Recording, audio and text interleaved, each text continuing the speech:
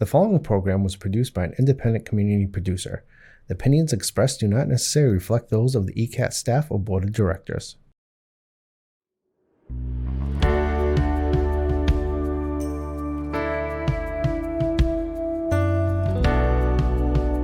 Giving a voice to the voiceless, pulling stories out of the shadows and putting them under the spotlight, making sure that each person is valued and cared for. This is Humanity First with Peter Evers, presented by BAMSI. Hi, everybody, and welcome to another edition of Humanity First. My name is Peter Evers. I'm the CEO of BAMSI. And this week, we're going to be talking about infectious diseases, and we're going to talk about vaccine hesitancy. And we have a wonderful guest who is from South Coast Health. He is one of the infectious diseases doctors that works down there. His name is Dr. Q. And we're going to talk about this issue of why we're seeing an uptick in measles, something that actually the CDC noted in 2019 had been eradicated in this country. And is this a public policy issue? I think it is. I think we are not messaging well enough in terms of public health and population health that vaccines save lives and vaccines are important as we encounter some of these diseases and some of these infections that we have thought have been eradicated for many years. So let's talk about that because there's a lot of ground to cover. So we'll be right back. Hi, I'm Jamie. I'm an essential worker here at BAMSI, and I'm a nurse. Nurses are essential here at BAMSI because as nurses, we really have the opportunity to make an impact. We have very small ratios, so we have the opportunity to really learn everything about the person served and be able to give the best care. It really serves such a great purpose for me as being a nurse and really why I came into nursing. Learn more about nursing opportunities at bamsijobs.org. Giving a voice to the voiceless, pulling stories out of the shadows and putting them under the spotlight, making sure that each person is valued and cared for. This is Humanity First with Peter Evers, presented by BAMSI. And welcome back, everybody, to Humanity First. My name is Peter Evers, and I have the privilege of being the CEO of BAMSI. And as we talked about in the first section today, we have Dr. Ming Q with us, who is an infectious disease specialist physician out of the South Shore Health Group. Dr. Q, thank you so much for joining us today. Hey, and thank you very much for having me on. One small correction is, this is, South Shore is a health entity in Massachusetts, but I'm with South Coast. Oh, It's not a big deal, but I did uh, want to at least so there's no confusion there. And before we proceed, I'll also say that anything I'm saying from my end is, this is not representative of my employer, just my own opinions and yeah, my own medical views. So sure, absolutely. Thank you. And I absolutely apologize for that because we talked It's okay. about South Coast before. So thank you. Don't Thank worry. you for that correction. So yeah, I mean, I'd love to have a conversation today around the state of the nation in terms of infectious diseases. We have survived, I'd say, many people didn't survive, come through a pandemic that has really threatened the way we look at public health, I would say, in this country. Many people would say that this sort of a pandemic that we've had has been coming for a few years, and maybe there's been some indicators of that.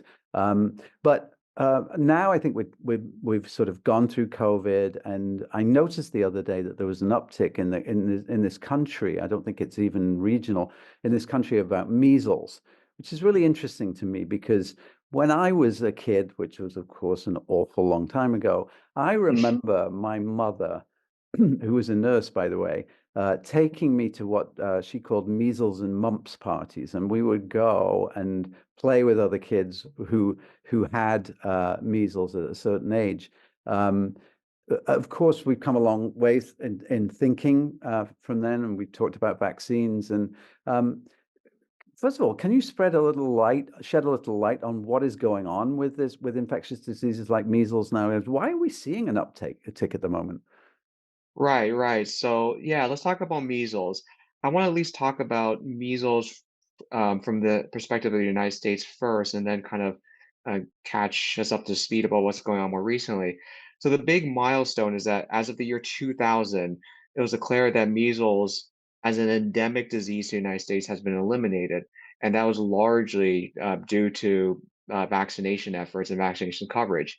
In fact, the CDC's the recommendation is in the United States is that kindergartners, so because it is a vaccine that's available starting at 6 months of age, and it is typically a two-dose series to finish out the series.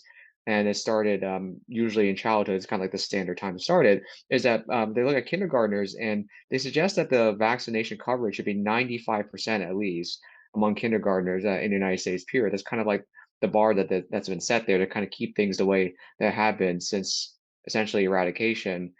And basically, as it were, I'm actually in front of a computer right now looking at the CDC because CDC has a great updated webpage that lists statistics of what's going on with measles in the United States and also abroad, but definitely a lot of details in the United States right now. So this includes tracking the weekly measles documented cases uh, throughout this last year or so. And what I'm noticing looking at this graph right now is that the y-axis right now on this graph, by the way, is number of cases per week. And thankfully, it only goes up as high as 40 is the upper limit of the y-axis, so cases per week. And then the x-axis is going to be basically the noted week, and they have denominations per week there. So I'm looking at this chart right now, and actually, as of even like there's a big probably the apex I'm seeing just by week basis in the last couple months would be in around like March 17th. It looks like there was a documentation of about uh, the cases eight. It's pretty much looking like about the 35 between 35 and 40 range at that point. And then what more kind of like longitudinally, so far in 2022, and so far this year, 2024, there have been 131 documented cases of measles in the United States. Of those people who were found to have measles, 81% were found to have, regards to their vaccination status, unvaccinated status, or unknown, actually. And 14% had one dose of the measles vaccine, and 5% of those cases, there were two doses of the measles vaccination. And to give you right a sense of it's not necessarily, and I'll get into a little bit about why there are a lot of reasons why it's important to try to prevent measles before it spreads and becomes an issue in terms of namely outbreaks. But just looking at just another statistical kind of sobering statistic here is that of those 131 documented measles infections, 53% of those people are hospitalized. And, it's Wow. not necessarily right. And there are a number of reasons why that can be the case. And there's quite a bit of a spread in ages too. Like of those 50%, 53% are hospitalized, half of those are greater than 20 years old. And the rest are, by implication under that age. So it does affect a wide range of people. It can have consequences leading up to hospitalization. I'll get into a lot more details right now, but that's kind of the current trends as is in the United States. Again, for perspective, when you look at that same graph, say like in January 2023, there was only like one case per week or so. And then what I'm noticing on this graph, at least from the span of 2023 till 2024, is that somewhere in the span of, I would say, September-ish to December-ish, it's really been kind of steadily upticking in terms of like the week by week case frequency. And yeah. So what's the origin of that? So we're cruising along and this really isn't an issue, and you get this odd case speckled around, Mm, and then you begin to see this gradual climb. Now we have a backdrop which is kind of different maybe than it was 10 years ago relative to public health, relative to public population health. We've had in some ways we've had this sort of change in health philosophy, haven't we? Which I'm fascinated in, this idea that the medical profession can't be trusted. And this, of course, was incredibly evident in a small number of people who spread a lot of misinformation around what can happen if you get the COVID virus, for instance, from things like, and I'll say I was working up in New Hampshire for a while, and one of the reps in the House was actually passing out information to other people, other legislators about chips being in the vaccine that Sure, yeah. would follow people. So is that having an effect? Is that kind of misinformation having an effect on the confidence of our population in infectious disease control? So, so before I get answer that, I did want to also back up, and on that same CDC site, they do list also the yearly number of cases in the United States, spanning, it looks like in this range from 2000 to 2024. 2000 was once again the kind of year that was declared eliminated in the United States as an endemic disease, at least. And to be very clear, right now, thankfully, measles is not reverted to being saying it's an endemic disease in the United States anymore. Still consider eliminated, but I'll get into kind of factors leading to the increase and answer your question too, is that looking even before the last couple of years, you can see by reading the graph is that somewhere between like 2015, 2018, there was quite a large increase overall too. And we're not, thankfully, for perspective, so far in 2023, 2024, we're not anywhere near those heights of yearly cases. Right. So there is some silver lining there. But to get to your point, I think I'll put it this way. One thing I think, from what I've heard, and definitely you were mentioned about the microchip concerns in the COVID vaccine, and there have been concerns about just, and this is more based on what I'm seeing. Not, I have to admit, I haven't looked at like really rigorous research studies examining like people surveyed attitudes about vaccination in general, but I can certainly go from some clinical experience about some degree and aspects of vaccine hesitancy for a number of reasons, especially in the last few years with COVID vaccinations coming out and the boosters and whatnot, is that basically what you're saying is it is something where anecdotally there are people who, for a number of reasons, do not necessarily want vaccinations or they want their children to have vaccinations. And I think it spans a number of reasons. Like from my own personal clinical experience, there are some people who, for instance, and this is more focused on COVID, did have the COVID vaccination of some variety, and they had some either an established like an allergic reaction, or they had some type of medical phenomenon that happened in the wake of it that may have been related to the COVID vaccine.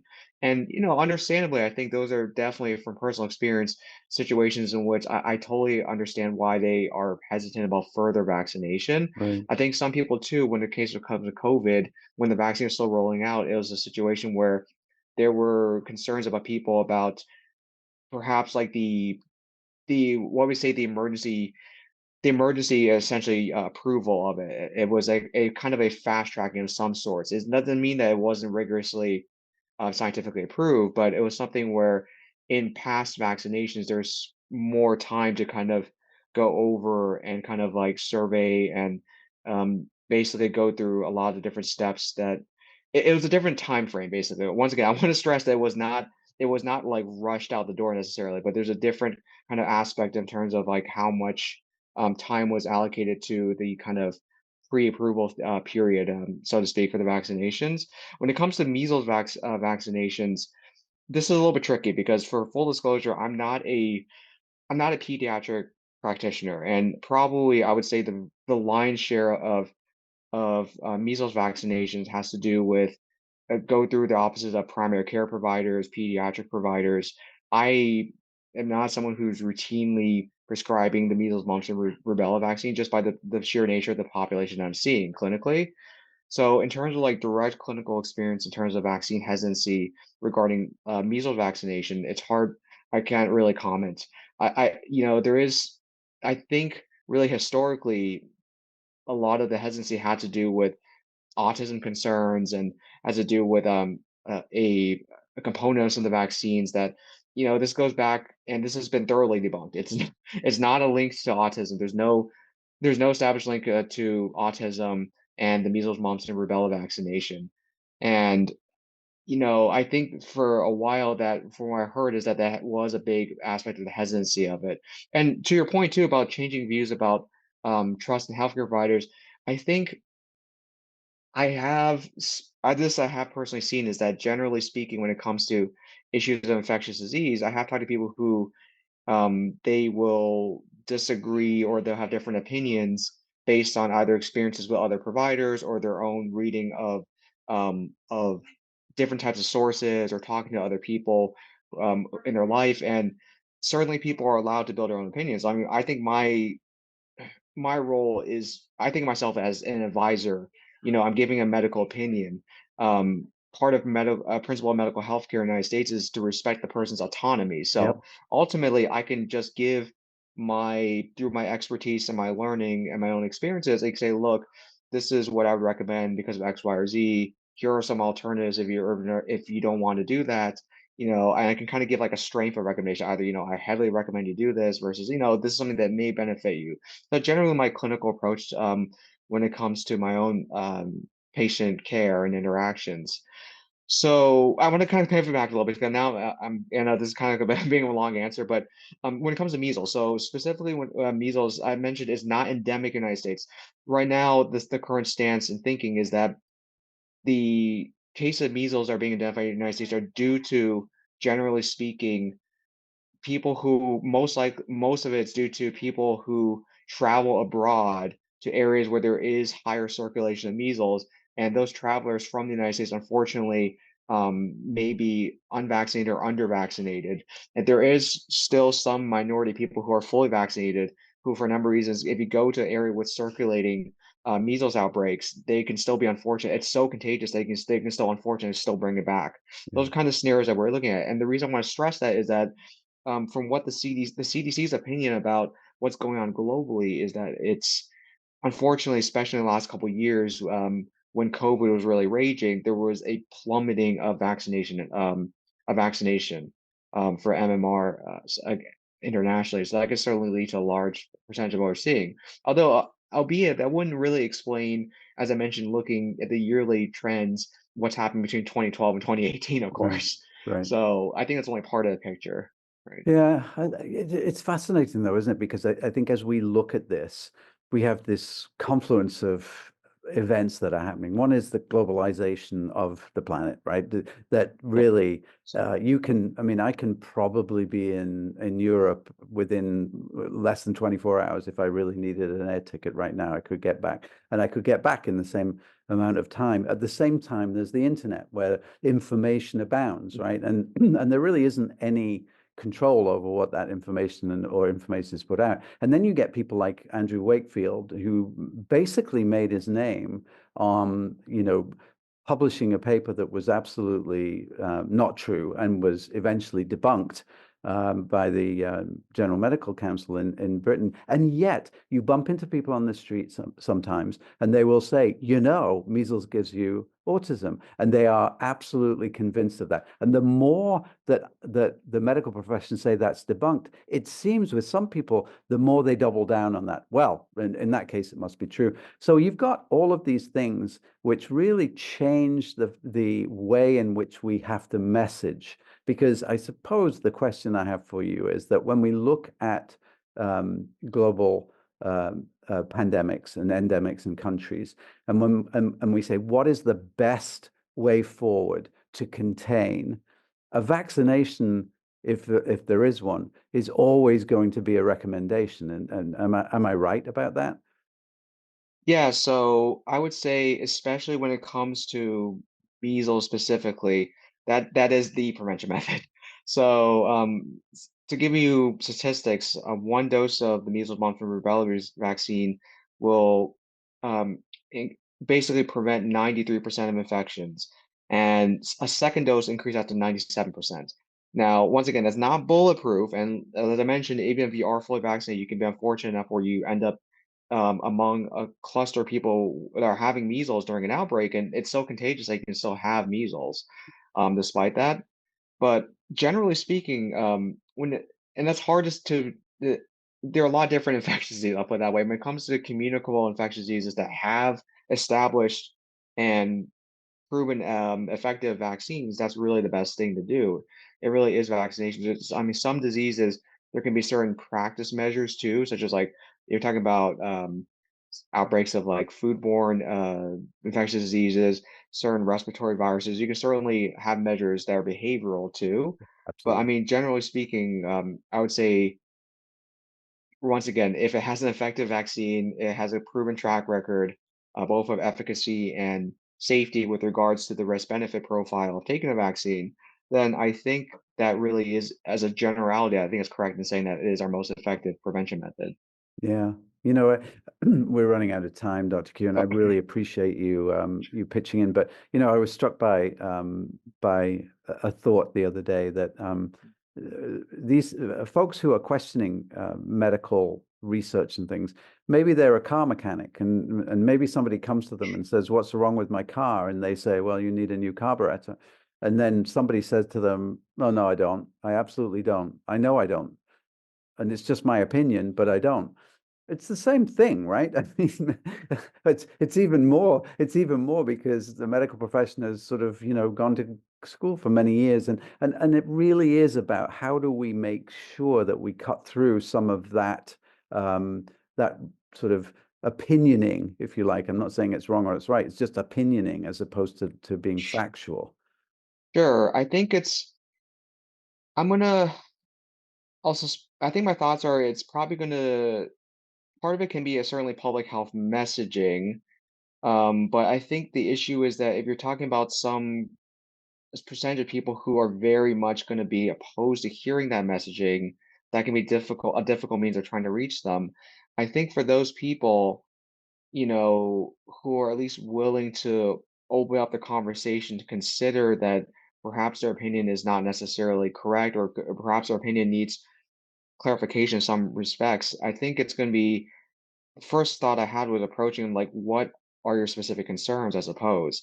Because some people, I think it really is in some ways like a person to person basis. Like I can imagine there are some folks who, when it comes to vaccines, they very much are, say, they come from a very, well, say, like naturalistic or holistic or background, which is say like they want to try to minimize like man-made products. They don't want, is et cetera, et cetera. They're very much into things that are from the earth, so to speak, or minimally processed, and that can they have concerns from those ends in regard to safety. Some other people, they don't have trust in medical practice as a whole because they feel like, say they are, at least in this country as an example, like a racial ethnic minority who's they have established, Right, unfortunately, records right. where their people have had Tuskegee, yeah, discrimination and had horrible things done to them yeah, through the medical practice and the medical societies. They may have hesitancy because of that. I think some people they simply, they maybe some people even have a scientific or medical background and they look at certain interventions and for one reason or another they have their own misgivings and they have their own lens, and that's another scenario altogether. I think it's almost kind of like how it is in medicine or any troubleshooting, because I'm trying to look at an approach where there are people who I'm not saying is necessarily I'll say it this way, yes, I think optimistic from a public health perspective, it is troublesome when there are certain vaccines. Let's just talk about measles, for instance, where once again, effective track record, it can there are uptick in cases of measles in this country as a general trend recently. Is that when you're trying to actually try to solve that problem, I think one of the first tried things to answer is why trying to basically diagnose it. Is there like some percent of people who have this issue, some other percentage have this other issue, what has been tried. Um, Granted, there are some people who, I'm not saying they're always going to be like this, who, when you try to approach them, are just not going to be willing to have that right, conversation, period. right, And I'm not sure to do in that case. I think, if that person's were, say, in a medical office and let's say their primary care physician is trying to get them to stop smoking, and they're saying, are you willing to talk about this? And they say no. And then you ask them, try to probe a little bit, and they still say, I just don't want to talk about it. That's kind of a very specific scenario, but there unfortunately may just be people like that too. I'm not saying that we necessarily stop engaging with them, but at the same time, it has to be reassessed because that stance can change with time, and that may not be fixed or immutable necessarily. But yeah, yeah, that's my first thought is that I think to try to get through this issue, the first thought is to try to really target and hone down like what exactly has eroded trust. I mean, I can probably think of some of it. Unfortunately, at least in the United States, has probably been some measure of public health messaging, especially early on in 2020. right. And then like perhaps some of that interaction with I mean, I hate to say it, but like I feel like a lot of public health messaging has gotten political in some way Yeah, or another too. So that's not helping things either. yeah. No, Because that when it yeah. I totally agree with you. I think, that really did have a massive effect to us on COVID. Dr. Q, yeah, we are actually out of time, but Sure, sure. I would love to continue this conversation, maybe in a couple of months and see where we are with Okay. this and see whether this is a bellwether for how we're going with infectious diseases in America and in fact in the world. But thank you so much. I really appreciate you helping our viewers and listeners understanding a little bit more about the world of infectious diseases. Thanks so much. All right. Yes. And thank you for having me on. Thank you for your time. Have a good day. Thank you so much. Goodbye, everybody.